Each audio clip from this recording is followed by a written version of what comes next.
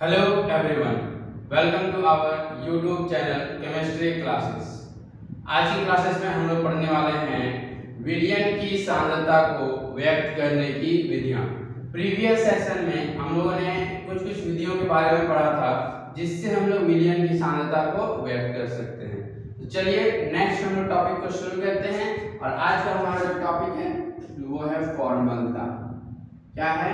फॉर्मलता, यानी विलयन की सांद्रता को व्यक्त करने की जो नेक्स्ट विधि है हमारी वो है फॉर्मलता।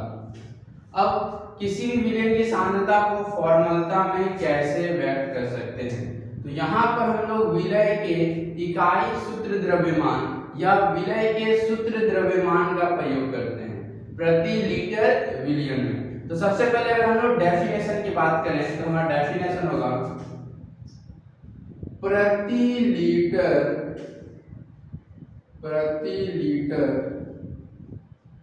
विलयन में उपस्थित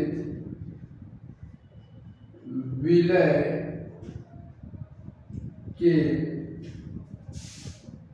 ग्राम सूत्र द्रव्यमान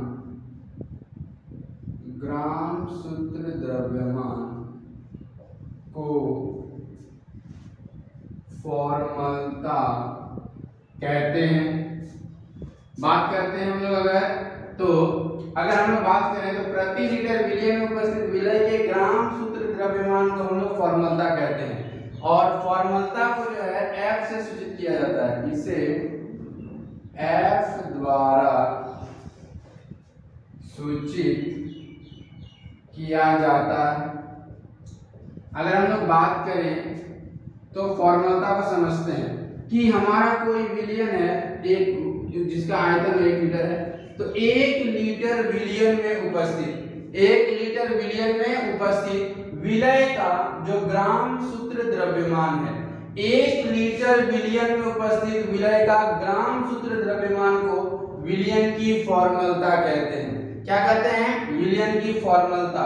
और फॉर्मलता को किससे सूचित किया जाता है?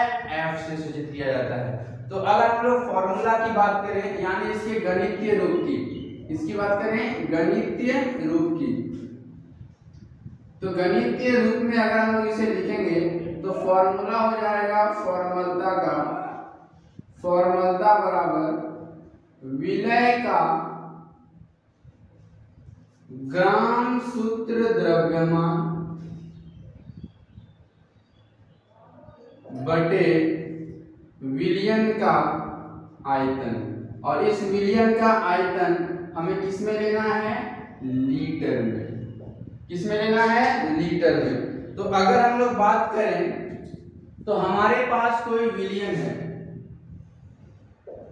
और इस विलयन का अगर आयतन 1 लीटर है तो 1 लीटर विलयन में जितनी मात्रा में विलय का ग्राम सूत्र द्रव्यमान होगा वो उसकी फॉर्मलता कहलाएगी। क्या कहलाएगी? फॉर्मलता। चलिए अब अगर बात करें विलय के ग्राम सूत्र द्रव्यमान की तो हम लोग विलय का ग्राम सूत्र द्रव्यमान कैसे निकालेंगे? किसी भी न्यूमेरिकल में हमें विलय का ग्राम सूत्र द्रव्यमान नहीं दिया होता है, हमें पहले इसे निकालना होता है। और वो कैसे निकालते हैं? तो उसका फॉर्मूला है, फॉर्मलता को सूचित करेंगे F से। अब हम लोग बात करते हैं विलय का ग्राम सूत्र द्रव्यमान में हो जाएगा विलय का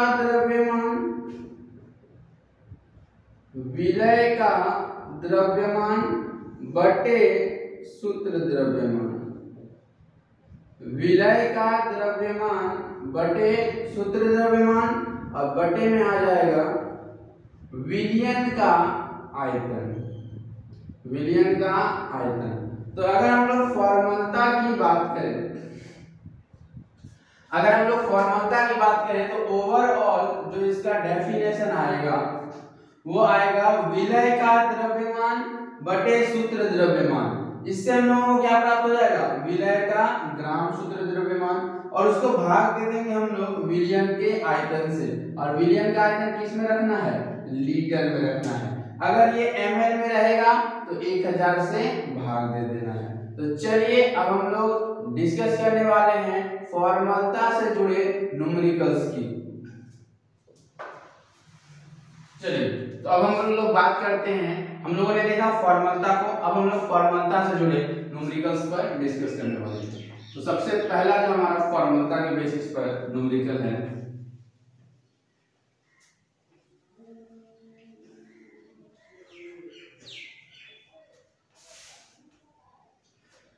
तो हमारा जो न्यूमेरिकल है वो है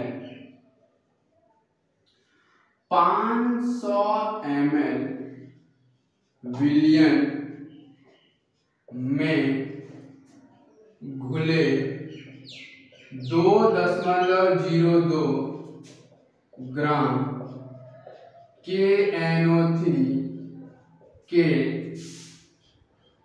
विलियन की फॉर्मलता ज्ञात करें।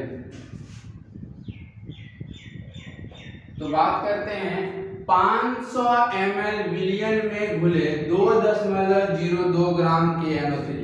अब एक बात बताइए, अगर हमारा विलियन 500 ml का है और उसमें 2.02 ग्राम KNO3 है, यानी KNO3 विलय है, क्या है, विलय, कम मात्रा में है, तो सबसे पहले हम लोगों को क्या मिल गया, विलय का द्रव्यमान। विलय का द्रव्यमान, विलय का द्रव्यमान हमारा कितना है, 2.02 ग्राम। अब हम लोग निकाल लेते हैं विलय का सूत्र द्रव्यमान। क्या निकाल लेते हैं, विलय का सूत्र द्रव्यमान।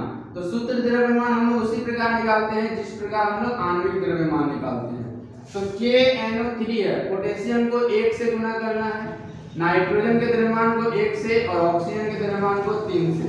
तो पोटेशियम का कितना होता है, 39 गुना 1 गुना 14 गुना 1 प्लस 16 गुना 3, यानी अगर हम बात करें तो 39 14 और 48, 39 14 और 48, 8 और 4 12, 8 20 21 का 1 2 बच गया, 4 1 5 3 8 और 2 10, 101 ग्राम हमारा क्या आ गया, सूत्र द्रव्यमान। क्या आ गया, सूत्र द्रव्यमान। और हमें विलियन का आयतन भी दिया हुआ है। विलियन का आयतन कितना दिया है, विलियन का हमारा जो आयतन है वो है 500 ml। कितना है, 500 ml। अब हम लोग बात करते हैं फॉर्मलता की। किसकी बात करते हैं, फॉर्मलता F की। F बराबर होता है विलय को दिया गया द्रव्यमान, विलय का द्रव्यमान हम लोग लिख सकते हैं, बटे विलय का सूत्र द्रव्यमान, उसके बाद बटे विलियन का आयतन, और विलियन का आयतन अगर ml में हो तो भाग देना है 1000 से। अब हम लोग बात करते हैं इसको हम लोग यहाँ लिख देते हैं 101 ग्राम। चलिए, अब हम लोग बात करते हैं विलय का द्रव्यमान है हमारा 2.02, आणविक द्रव्यमान है 101 बटे विलियन का आयतन है 500 और उसको भाग देना है 1000 से। क्लियर। तो अब अगर हम लोग इसको हटाएंगे तो नीचे कितना आएगा, 100। ठीक, अब हम लोग इसको काटते हैं। सबसे पहले इसको सीधा कर लेते हैं, 1 को 4 से 202 गुने 1000 बटे 101 गुने 100 गुने 500 हो गया। तो ये 2 बार में कट जाएगा, ये भी 2 बार में कट जाएगा, तो 2 दूनी 4 बटा 100, यानी कि 4 बटा 100 यानी 0.04 आया। ये हमारी फॉर्मलता है। क्या है, फॉर्मलता। अब हम लोग एक बार फिर से इसको डिस्कस करते हैं। ये हो गया हमारा फॉर्मलता का फॉर्मूला और इसी के बेसिस पर हम लोगों ने ज्ञात किया फॉर्मलता को। तो सबसे पहले अगर बात करें तो हमारे पास विलय का द्रव्यमान था क्वेश्चन में 2.02 ग्राम। उसके बाद हमारे पास विलियन का आयतन था 500 ml। फिर हम लोगों के पास था विलय का सूत्र द्रव्यमान। विलय के सूत्र द्रव्यमान को उसी प्रकार निकाला जाता है जिस प्रकार हम लोग विलय का आणविक द्रव्यमान निकालते हैं। कितना आ गया हमारा 101। क्यों? पोटेशियम का परमाणु द्रव्यमान 39, नाइट्रोजन का परमाणु द्रव्यमान 14, ऑक्सीजन का परमाणु द्रव्यमान 16, 3 ऑक्सीजन था तो 48 हो गया। टोटल योग कितना हो गया 101 ग्राम। क्या है हमारा विलय का सूत्र द्रव्यमान। अब हम लोग फॉर्मूला की बात करें तो फॉर्मूला ये हो गया हमारा 0.04 ग्राम। याद रखिएगा एक नंबर को 4 के साथ, 2 नंबर को 3 के साथ गुना करना, ये मैथ्स के रूल के अकॉर्डिंग है। तो हम लोगों ने देखा न्यूमेरिकल फॉर्मूला के बेसिस पर। नेक्स्ट एक और हम लोग न्यूमेरिकल करने वाले हैं फॉर्मूला के बेसिस पर। तो चलिए शुरू करते हैं हमारा नेक्स्ट पार्ट इस सेशन का।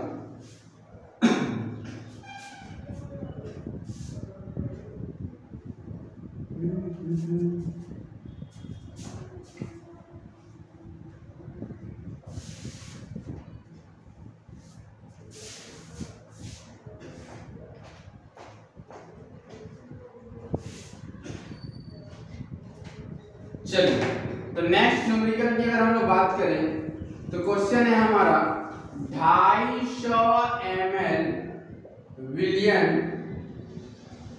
में घुले 250 ml विलयन में घुले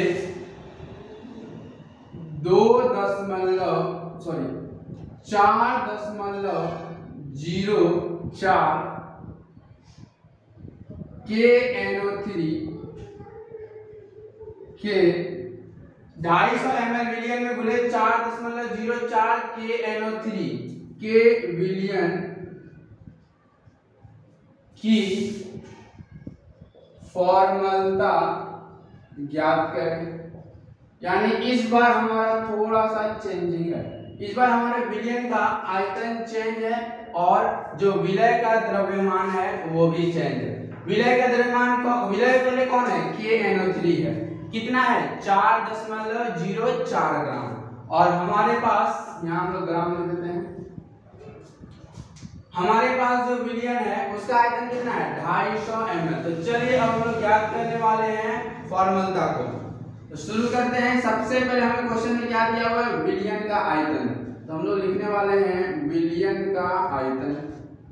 और विलयन का जो हमारा आयतन है वो है 250 ml। नेक्स्ट हम लोग बात करते हैं विलय के द्रव्यमान की। तो विलय का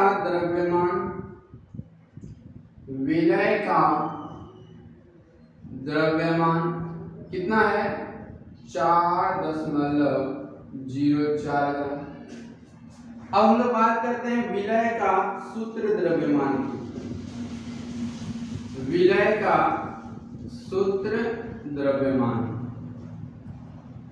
तो KNO3 है। पोटेशियम का होता है 39, नाइट्रोजन का 14 प्लस ऑक्सीजन का 16 गुने 3, टोटल कितना हो गया 101 ग्राम। अब हम लोग ज्ञात करने वाले हैं फॉर्मूला को। तो हमारा जो फॉर्मूला है फॉर्मूला बराबर विलय का द्रव्यमान बटे विलय का क्या सूत्र द्रव्यमान। बिल्कुल सही। नेक्स्ट बात करते हैं किससे भाग देंगे विलयन के आयतन से। विलयन का आयतन और अगर आयतन ml में हो तो भाग करना बनता है 1000 से। तो ये हो गया हमारे फॉर्मूला का फॉर्मूला। अब हम लोग बात करते हैं इसके फॉर्मूला के बेसिस पर हम लोग मान निकालते हैं। विलय का द्रव्यमान कितना है 250 बटे सूत्र द्रव्यमान विलय का द्रव्यमान 250 नहीं है तो विलयन का द्रव्यमान है। विलयन का आयतन है। विलयन का आयतन कितना है 250 ml। सबसे पहले बात करते हैं विलय के द्रव्यमान की। तो विलय का द्रव्यमान हो गया 4.04, सूत्र द्रव्यमान हो गया 101 बटे विलयन का आयतन हो गया 250 और भागा देंगे 1000 से। क्यों? क्योंकि आयतन किस में है मिलीलीटर में है तो उसको लीटर में कन्वर्ट करने के लिए 1000 से भाग देना पड़ता है। अब अगर हम लोग इसकी बात करें तो बहुत ही सिंपल है। 250 का 1 4 बार में कट जाएगा और अगर इसको हटाएंगे तो नीचे 100 आएगा और ये भी 4 बार में कट जाएगा।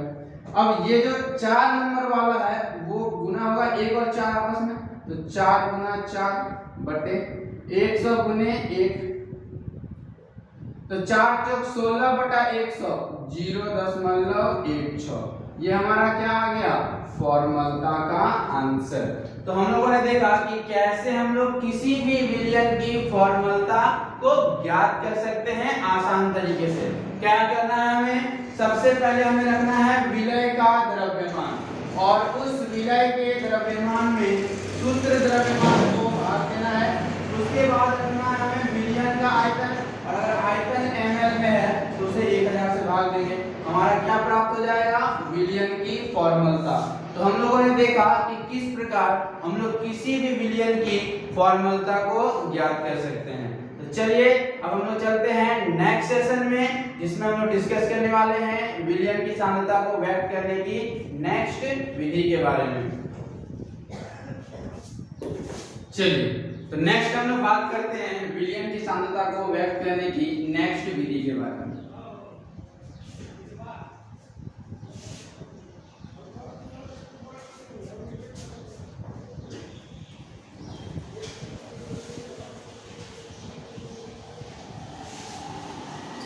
चलिए तो नेक्स्ट जो हमारा टॉपिक है वो है नर्मलता, यानी विलयन की सांद्रता को व्यक्त करने की। अब हम लोग कौन सी विधि के बारे में पढ़ने वाले हैं, नर्मलता के बारे में।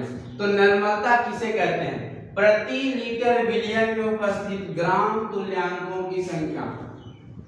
अगर हम लोग बात करें तो अगर हमारे पास कोई विलयन है 1 लीटर अगर है, तो 1 लीटर विलयन में उपस्थित विलय के ग्राम तुल्यांकों की संख्या, विलय के ग्राम तुल्यांकों की संख्या हमारी क्या कहलाती है, नर्मलता। यानी नर्मलता में हम लोग विलय के ग्राम तुल्यांक की संख्या की बात करते हैं। तो चलिए अब हम लोग चलते हैं इसके डेफिनेशन को लेकर।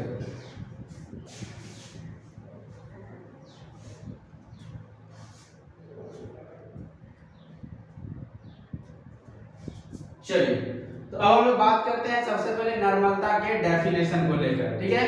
तो नर्मलता में हम लोग क्या करते हैं, प्रति लीटर विलयन में उपस्थित ग्राम तुल्यांकों की संख्या को डिस्कस करते हैं। प्रति लीटर विलयन में उपस्थित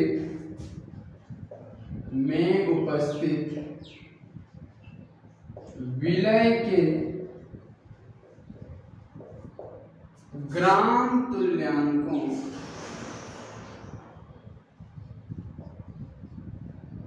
की संख्या विलयन की नर्मलता कहलाती है। नर्मलता कहलाती है। इसे कैपिटल N द्वारा सूचित किया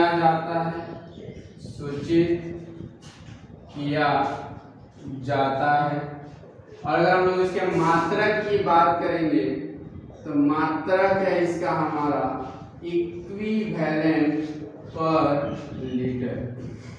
तो चलिए अब हम डिस्कस करने वाले हैं विलयन की नर्मलता के बारे में। किसके बारे में डिस्कस करने वाले हैं, विलयन की नर्मलता के बारे में।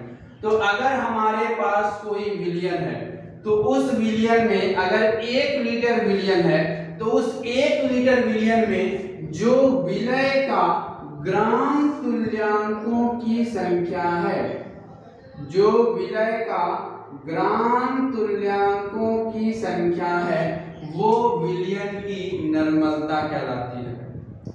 क्या कहलाती है, विलयन की नर्मलता।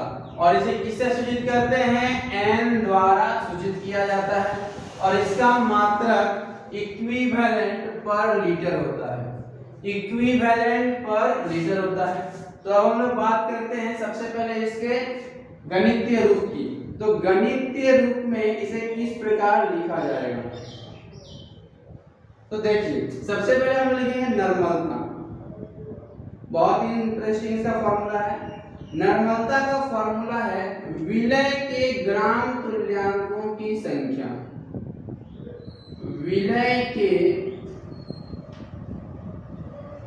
ग्राम तुल्यांकों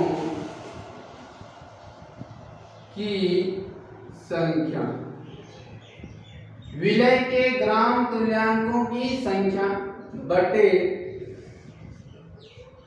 विलयन का आयतन लीटर में, विलयन का आयतन लीटर में। तो सबसे पहले अगर हम लोग बात करें तो विलय के ग्राम तुल्यांकों की संख्या को कैसे निकालते हैं, तो अगर हमारी बात हो विलय के ग्राम तुल्यांकों की संख्या निकालने की, तो ऊपर में हम लोग रखेंगे विलय का द्रव्यमान, विलय का द्रव्यमान, और विलय के द्रव्यमान को हम लोग भाग दे देंगे उसके तुल्यांकी द्रव्यमान से। किससे भाग दे देंगे? तुल्यांकी द्रव्यमान से। तो अगर हम लोग विलय के द्रव्यमान को उसके तुल्यांकी द्रव्यमान से भाग देंगे तो हमारा क्या निकल जाएगा? विलय के ग्राम तुल्यांकों की संख्या, और नीचे हम लोग बटा में क्या करेंगे? विलयन का आयतन, और विलयन का आयतन किस में रखना है? हमें लीटर में रखना है। किस में रखना है? लीटर में। अब हम लोग बात करते हैं तुल्यांकी द्रव्यमान कैसे निकालते हैं। तो जिसका भी हमको तुल्यांकी द्रव्यमान निकालना है, जिसका भी हमको क्या निकालना है? तुल्यांकी द्रव्यमान।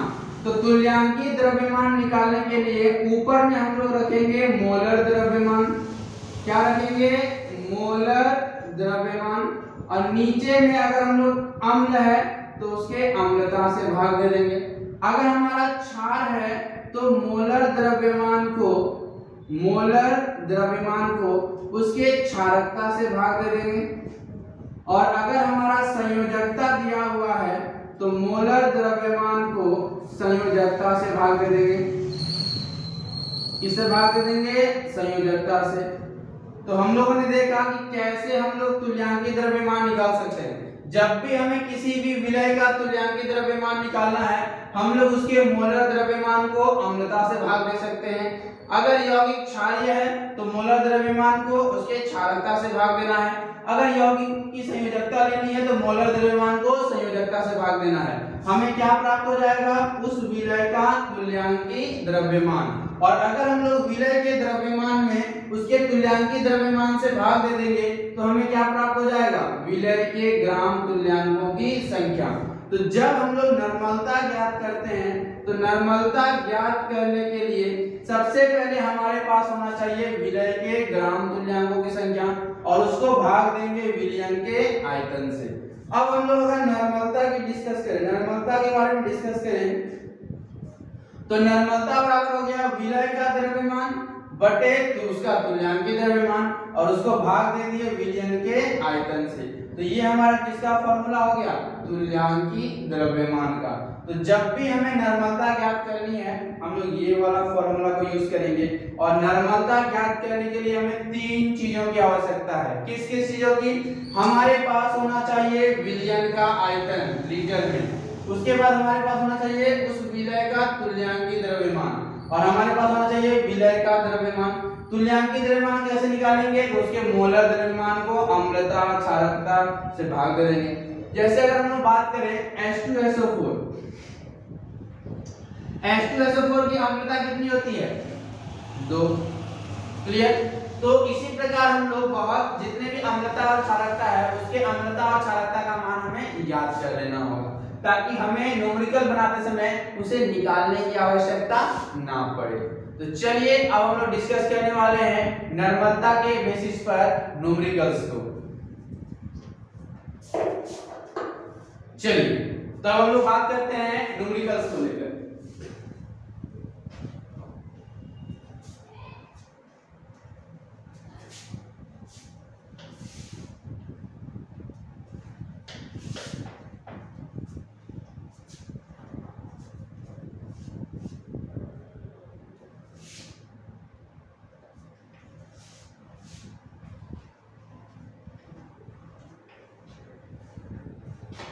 चलिए तो अब हमारा जो न्यूमेरिकल है वो है नॉर्मलता के बेसिस पर, और क्वेश्चन है 0.49 ग्राम सल्फ्यूरिक अम्ल, सल्फ्यूरिक अम्ल 0.49 ग्राम सल्फ्यूरिक अम्ल को 100 ml विलियन में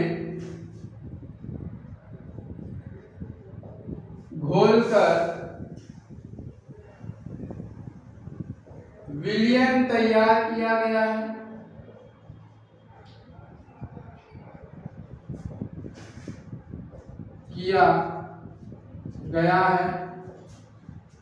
विलियन की नर्मलता ज्ञात करें।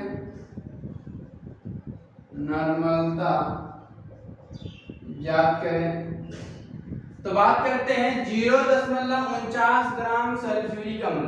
हमारे पास क्या है 0.49 ग्राम सल्फ्यूरिक अम्ल, और उस सल्फ्यूरिक अम्ल को अगर हम लोग 100 ml विलियन में घोलकर विलियन को तैयार करें तो उससे हमारा जो विलियन प्राप्त हुआ हमें उसकी नर्मलता ज्ञात करनी है। सबसे पहले क्वेश्चन में हमें ये देखना है कि आखिर न्यूमेरिकल में हमें क्या क्या मिला है। पहले हम लोग ये जानकारी ले लेते हैं। 100 ml विलियन तैयार किया गया है, यानी विलियन का आयतन दिया है, और विलियन का आयतन कितना है? विलियन का आयतन है 100 ml। क्लियर? अब हमारे पास है सल्फ्यूरिक अम्ल 0.49 ग्राम, यानी हमारे पास सल्फ्यूरिक अम्ल जो है वो विलय के रूप में है, और हमें विलय का द्रव्यमान भी दे दिया गया है, और विलय का द्रव्यमान दिया है 0.49 ग्राम। अब हम लोग बात करते हैं, सबसे पहले हमें चाहिए तुल्यांकीय द्रव्यमान, और तुल्यांकीय द्रव्यमान के लिए हमें चाहिए मोलर द्रव्यमान। तो अब हम लोग याद करने वाले हैं विलय का मोलर द्रव्यमान। विलय कौन है? H2SO4। सल्फ्यूरिक अम्ल का फॉर्मूला H2SO4। तो विलय का अगर हम लोग मोलर द्रव्यमान निकालेंगे तो मोलर द्रव्यमान उसी प्रकार निकाला जाता है जिस प्रकार हम लोग आणविक द्रव्यमान निकालते हैं। तो हाइड्रोजन 2 है तो हाइड्रोजन को 2 से गुना करना होगा, सल्फर 1 है और ऑक्सीजन 4 है। अब हाइड्रोजन का होता है 1 गुना 2, सल्फर का 32 और 16 गुना 4, तो टोटल हम लोग जोड़ेंगे तो हमारा हो जाएगा 98 ग्राम, और H2SO4 का हमारा मोलर द्रव्यमान कितना निकल गया? 98 ग्राम। अब हम लोग बात करते हैं तुल्यांकीय द्रव्यमान की। किसकी बात करते हैं? तुल्यांकीय द्रव्यमान की। तो तुल्यांकीय द्रव्यमान के लिए हमें ऊपर में रखना होगा मोलर द्रव्यमान, और उसको भाग देना होगा अम्लता से। अब हमारा जो मोलर द्रव्यमान आया है 98, और H2SO4 की अम्लता होती है 2, तो तुल्यांकीय द्रव्यमान हमारा आ गया 49 ग्राम। तो अब हम लोग फॉर्मूला के ऊपर डिस्कस करेंगे और याद करेंगे विलियन की नर्मलता, क्योंकि हमें लगभग क्वेश्चन में सारी चीजें मिल चुकी है। विलियन का भी आयतन मिल गया, तुल्यांकीय द्रव्यमान भी मिल गया, और विलय का भी द्रव्यमान निकल गया। तो अब हम लोग बात करते हैं नर्मलता के ऊपर। तो नर्मलता का फॉर्मूला है विलय का द्रव्यमान बटे उसका तुल्यांकीय द्रव्यमान। विलय का तुल्यांकीय द्रव्यमान बटे विलियन का आयतन, और विलियन के आयतन अगर हमारा ml में हो तो कितना से भाग देना है? 1000 से। तो बात करते हैं विलय का द्रव्यमान। विलय का द्रव्यमान ये हमारा इसका पार्ट है विलय के द्रव्यमान की। तो विलय का द्रव्यमान कितना है? विलय का द्रव्यमान 0.49 बटे तुल्यांकीय द्रव्यमान 49 बटे विलियन का आयतन 100, अब भाग देंगे 1000 से। सीधा करते हैं इसको, तो 0.49 को गुना करना होगा, 1 को 4 से गुना 1000 बटे 49 गुने 100। अब अगर हम लोग इस दशमलव को हटाते हैं तो दशमलव के बाद 2 डिजिट है, 2 जीरो आएगा। 49 से 49 कट गया, 3 जीरो से 3 जीरो कट गया, 1/10 और 1/10 यानी कि 0.1। और मात्रक क्या होता है? इक्विवेलेंट पर लीटर। तो हम लोगों ने देखा कि कैसे हम लोग किसी भी विलयन की नर्मलता को ज्ञात कर सकते हैं। क्वेश्चन में हमारे पास हम लोगों ने पुट किया विलय के द्रव्यमान को। विलय का द्रव्यमान कितना था? 0.49 ग्राम। सल्फ्यूरिक अम्ल, हमें फॉर्मूला याद रखना है। सल्फ्यूरिक अम्ल H2SO4, इथाइल अल्कोहल C2H5OH, इसी प्रकार हाइड्रोक्लोरिक अम्ल HCl। तो हम लोग बात करते हैं acetic acid CH3COOH, acid aldehyde CH3CHO। तो हमें फॉर्मूला को याद रखना है। तो हमारे पास था विलय का द्रव्यमान, हम लोगों ने उससे निकाला मोलर द्रव्यमान। मोलर द्रव्यमान के बाद हम लोगों ने निकाला तुल्यांकीय द्रव्यमान। इस टॉपिक को डिस्कस करने के लिए अम्लता, क्षारकता और संयोजकता, इसका मान हमें याद होना चाहिए, जो हमने प्रीवियस क्लासेस यानी 11th क्लासेस में पढ़ा है। अब हम लोग बात करते हैं विलयन का आयतन हमें ml में दिया हुआ था, तो 1000 से भाग करना हमें नहीं भूलना है। हम लोगों ने सारी चीजों को फॉर्मूला में बढ़ाया। ये रूल कौन सा रूल है? मैथ्स का रूल। फर्स्ट नंबर वाला 4 के साथ गुना होगा और सेकंड नंबर वाला 3 के साथ गुना होगा। कोई प्रॉब्लम? तो हम लोगों ने देखा कि हमारा जो नर्मलता आया वो आया 0.1 इक्विवेलेंट पर लीटर, यानी 1 लीटर विलयन में जो तुल्यांकीय द्रव्यमान है विलय का वो कितना है? 0.1। क्या है? यानी अगर हमारे पास कोई 1 लीटर विलयन है तो उस 1 लीटर विलयन में उस विलयन की नर्मलता कितनी है? 0.1 तुल्यांकीय ग्राम पर लीटर। 1 लीटर में हमारा 0.1 भाग ही विलय का है। तो इस प्रकार हम लोगों ने आज के सेशन में डिस्कस किया कि कैसे हम लोग विलयन की नर्मलता को ज्ञात कर सकते हैं। तो मिलते हैं हम लोग नेक्स्ट सेशन में, जिसमें हम लोग डिस्कस करने वाले हैं इसके नेक्स्ट टॉपिक के बारे में। आज के लिए इतना ही, धन्यवाद।